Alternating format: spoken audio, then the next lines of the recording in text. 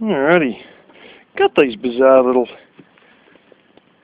toadstool things near my front gate here. Well, front gate to the veranda anyway. Should get rid of this sometime.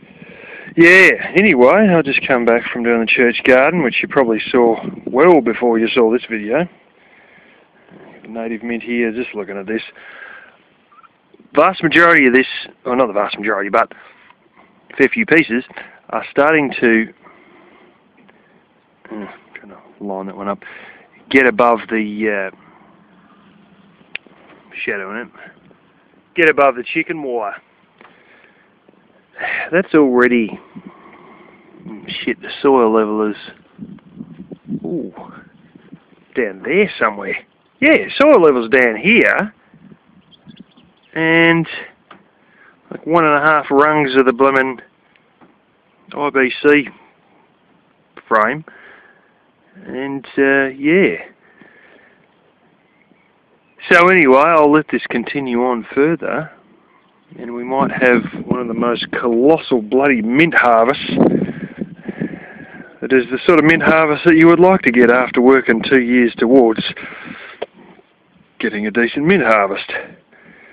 This went from one plant, one stinking plant, and look at it, just solid carpet, and you know, several inches tall, 9-inch tall sprigs these would be here.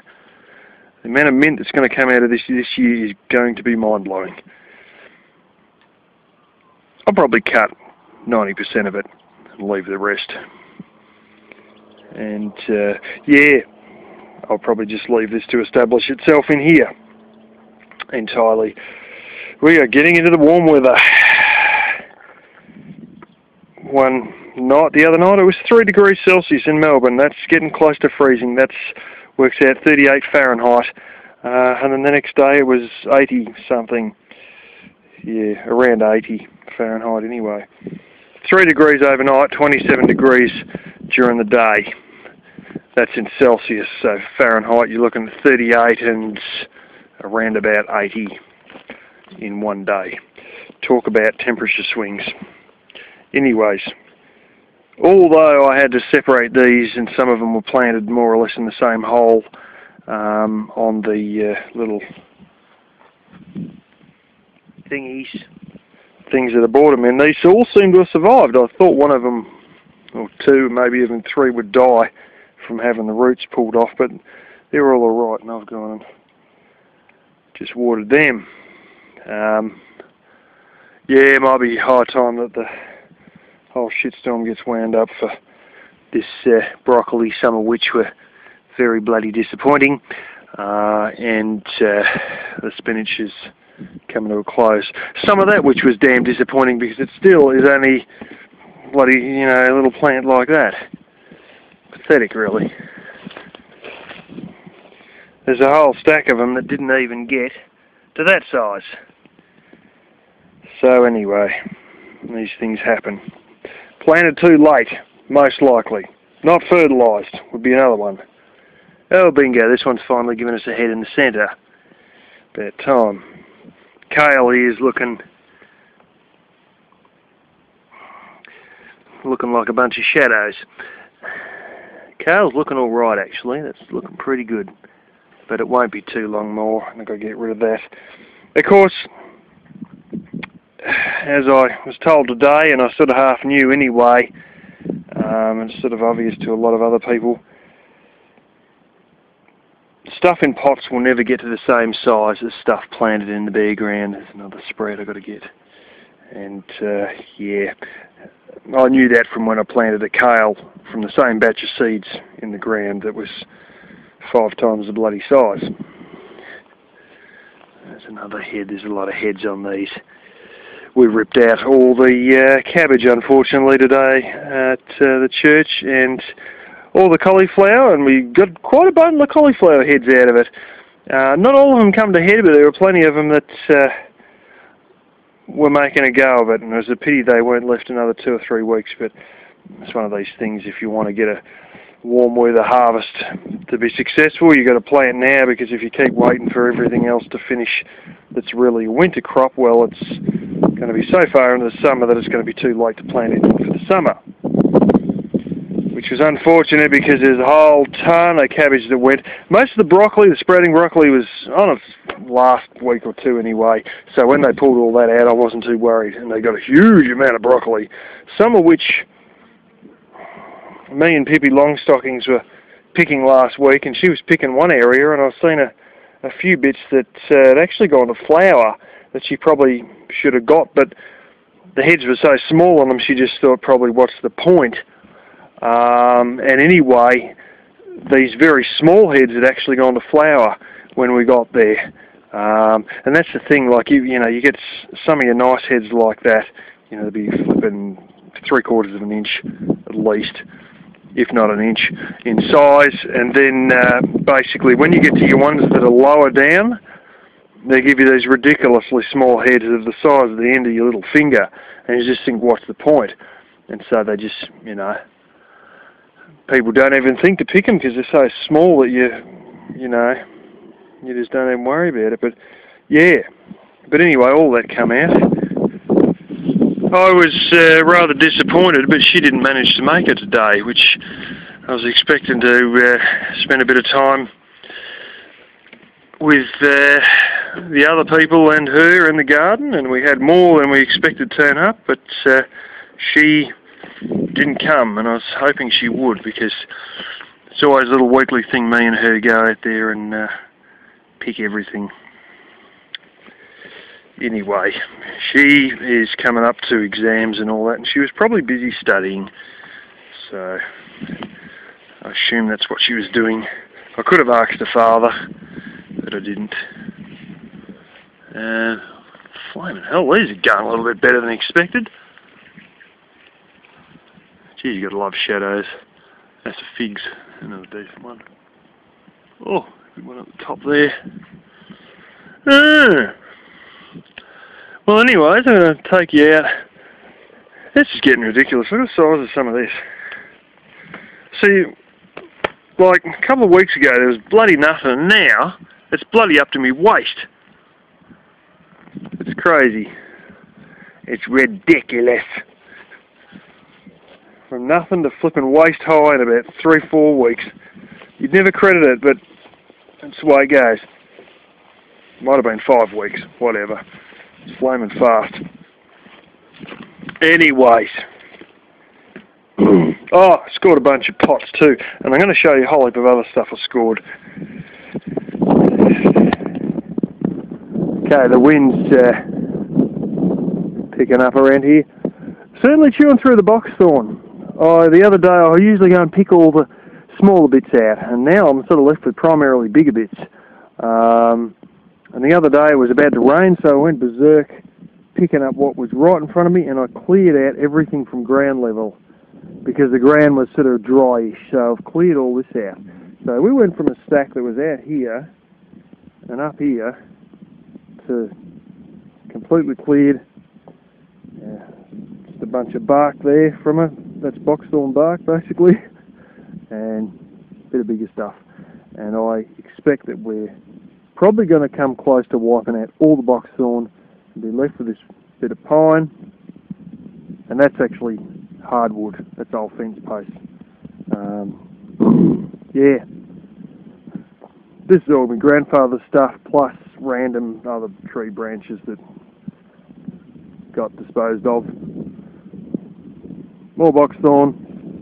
There is more to come down there. We'll get to that when hell freezes over. Anyway, the grass is getting quite good out here, as you can tell.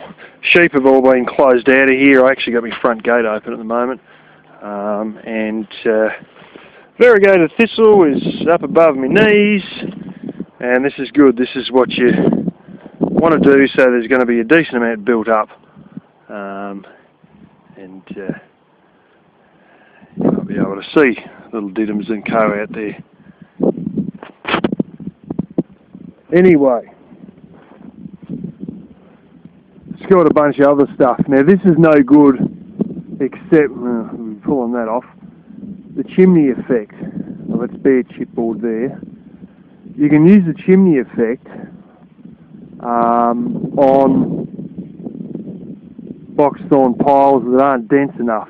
And what you do, say for instance, I mean, we've got a pile of, that's mostly old cypress pine rubbish, but if you lay it on top of it, it's like the flames will lick up against the side of it, and it causes a chimney effect. And it's a way you can get piles that aren't very dense, especially box thorn, because it's so springy that you can never quite get it dense unless you crush it with a bulldozer or a front end loader, which you can't get down the hill with a 35-degree gradient without killing yourself.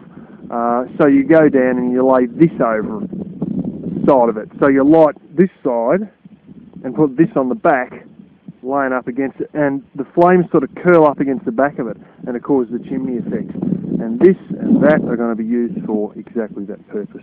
And there's actually a piece of chipboard that's probably about half the size of this desk already down there from last year. A few other random bits of furniture and shit probably end up in the wood stove. And Father's still got to get his wheelbarrow and his thingo trolley. So there's a fair bit of random, not much, there's a bit of random stuff here, but not that much. But yeah, it was saves them taking it at the tip when I go and torch it all either in that or in the wood stove or on a pile of box thorns basically. So yeah, anyway, I think there's another little MDF tabletop there. It's blue. Whatever, it's in there. Yeah. So that was what we got today in the whole show. They had a garage and they basically cleared the garage out of stuff. See this stuff. Thick. Thistles and that. These sheep will eat all these thistles. I love them. They actually eat the heads, the flower heads, but as you can see,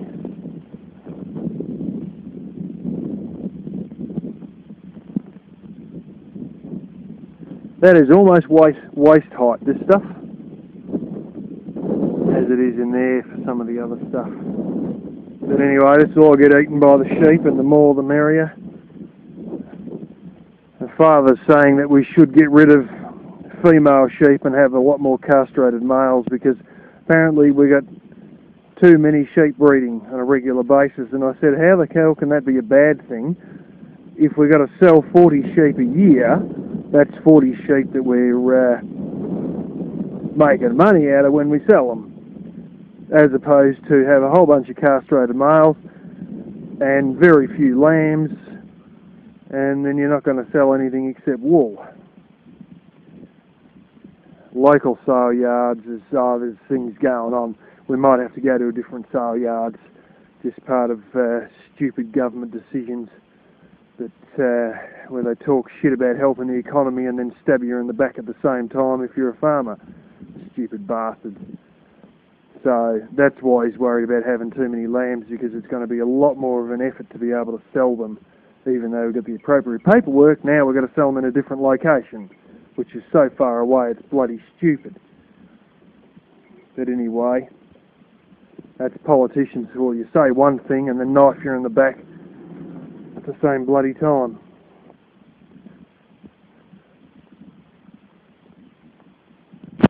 Anyway, that's what's going down at the moment.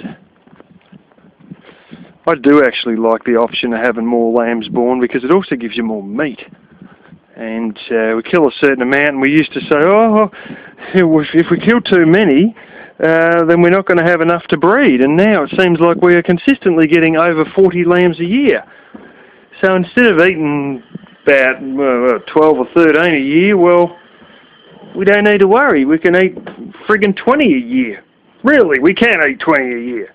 Actually, we could eat 40 a year. But we'd have to butcher them all, but I wouldn't say no to eating more meat. I just, I can go and get meat any time I want out of the freezer, but I just keep forgetting, and also couldn't be bothered scrubbing the frying pan out, which is probably why I should get my microwave back into action and run the microwave off the generator while I'm doing the washing, and microwave it all, so I don't have to scrub the frying pan. Microwave it all in little, I suppose then I've got to scrub a blooming plate instead. Whatever, I think plates are a lot less hard to scrub than a blasted frying pan, but honestly, it's ridiculous, but sometimes I go and buy chicken and other stuff, and you think, now why am I buying chicken meat when I've got heaps of meat over there in a freezer? But then we're killing 12 or 13 a year based on the fact that I ain't eating anywhere near the amount of meat that I could be eating. So maybe we should be killing 15 a year, butchering 15 a year, and then I just start eating a hell of a lot more meat. Because I do like meat, and it's sort of, I'm one of these people that I could sort of live 100% on meat and salads. I'm not joking. I could probably live 100% on potatoes and meat and eggs, almost entirely just on that. But I probably should be using what we already have here as opposed to doing stupid things like buying frankfurts, which I've been buying a lot of frankfurts. So why am I buying frankfurts for and buying chicken wings if I've got all this flipping sheep, It doesn't make any sense. It's one of those things though, and you might have experienced this yourself, where if you eat the same sort of meat for years and that, you get sick of it. And even my parents go and buy chicken wings because it comes to a point where you just eat sheep so much you might like to eat something a bit different. So they go and buy a bit of beef, or they go and buy a bit of chicken or whatever. But I reckon, really speaking, I know I could eat a lot more sheep meat than I do, but I'm not eating as much as I do. And maybe I need to say something, and I maybe need to actually make a point of cooking more meat on a regular basis and just, scrubbing the bloody frying pan anyway. But anyway,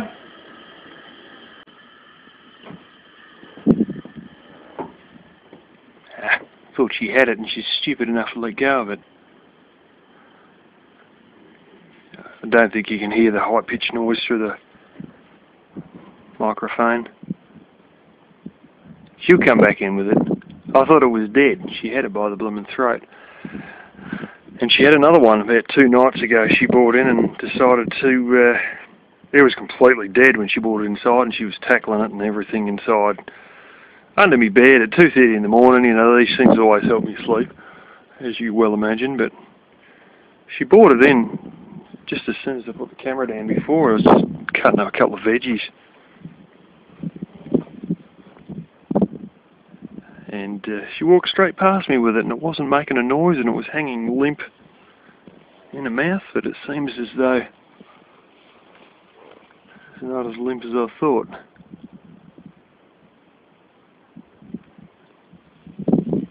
It's a rabbit, obviously.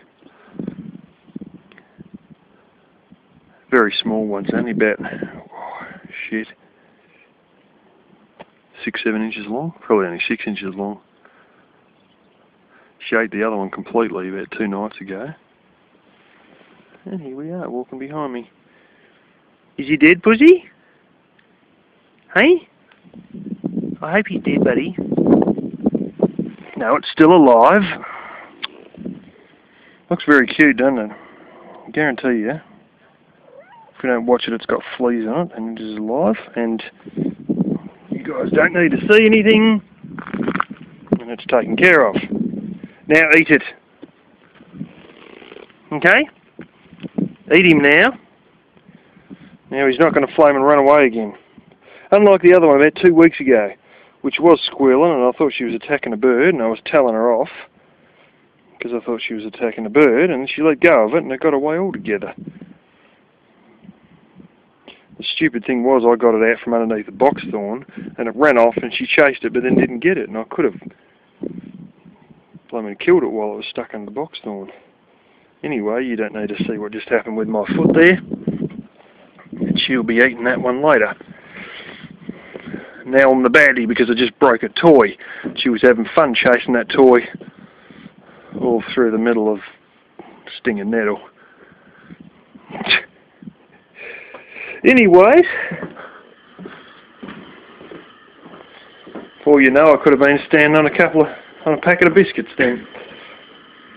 That's just the way it rolls around here. The cat's got to mess with us. Instead of just providing for itself, it's got to terrorise the bejesus out of the poor thing before it finally dies, and then it eats it. So sometimes, just to make sure that the pest is eliminated, I eliminate it myself, as opposed to let the cat chase it around in circles for another half hour, or in some cases, like a particular incident that involved a rat, chase it around for 50 minutes in my bloody bedroom. Well, it was 50 minutes from the start of it all happening to me finally being able to get back to sleep, because this rat was being chased around for about 15 minutes underneath my bed. It's those sort of things where you sort of understand why I can't get a young woman to live off-grid with me. But it's not, that isn't necessarily off-grid. That's just, this is what happens when you have a cat that, it's not wild as in native, but it's wild as in feral, when it's born as a feral kitten. And although its mother probably hasn't had a contact with any humans, it got a bit of contact with me as a little tiny kitten, but it still has that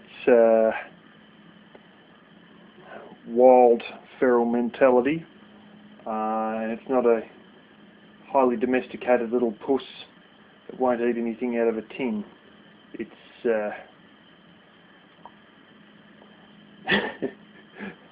its first meals were rabbits that were killed by its mother, and of course it does likewise, especially when surrounded by these little toys that run around that you can terrorise for half an hour before you eat. But anyway, it's a good way of keeping the pests out, and I'll tell you what, when I first come here I had a colossal, I mean bloody colossal, rat problem and mouse problem, and it would alternate between a mouse problem and a rat problem, and I didn't think I was ever going to get rid of them, and it took me about 2.5 years to get rid of them. And then, when I got cats, I have never had any issues since, because the cats take care of the mice and the rats and the baby rabbits and the occasional bird, which they sometimes shouldn't touch, and sometimes it doesn't matter because the bird would be a pest variety, and even the occasional lizard and frog. Doesn't like the frogs though, they're too hard to chew. But anyway, that's what you get living out here, especially with a cat that was born as a feral kitten. And yeah, I suppose nutritionally it's a darn sight better than eating those crappy bloody kibbles. Well, she's getting a bit of fresh meat when I don't give her a fresh sheep leg. Here we go. You're going to take it in the bedroom and eat it. You don't want to eat these things outside. You want to eat them under the bed while I'm trying to sleep at 2 in the morning. And don't leave the guts outside, leave them on the bedroom floor. And that's the exact reason I put lino on my bedroom floor, because of these kind of shenanigans where the dead rabbit always ends up in the bedroom, as opposed to, fortunately it doesn't end up on the actual bed, although there's one time where something almost did, and there was a lot of yelling and it was taken off the bed very quickly. Isn't that right, Pussy? Yes. You gotta eat him now. I broke your toy. He's not chasing around anymore, is he, hey? Hey, you're nice, Pussy. You eat him, okay?